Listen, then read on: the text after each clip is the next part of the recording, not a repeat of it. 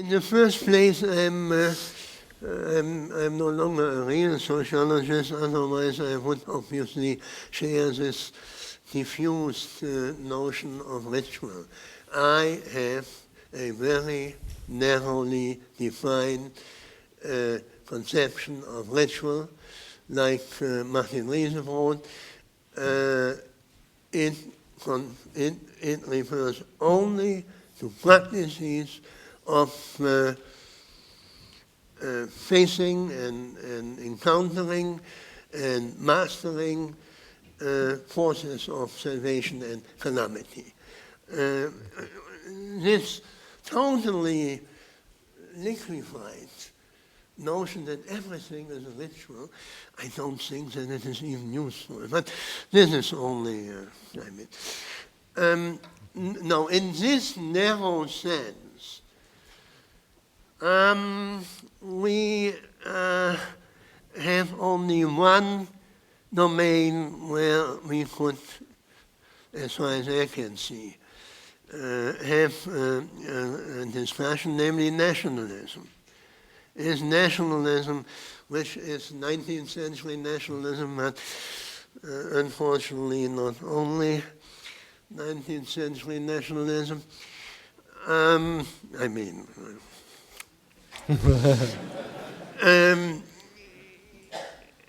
Was highly ritualized. And we have still these ritual symbols. I mean, if you see this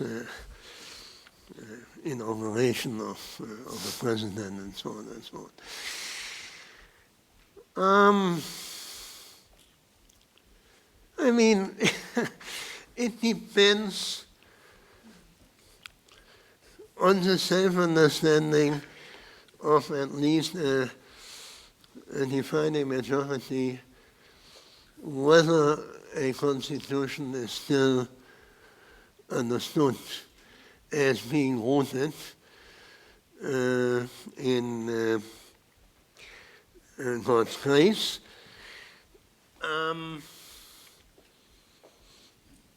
or not.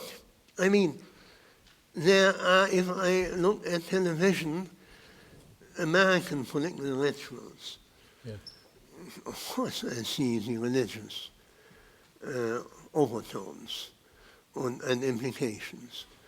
And I don't think there's nothing wrong with it until the Supreme Court makes a case on a religious justification. Then the limit is überschritten, transcended. Right.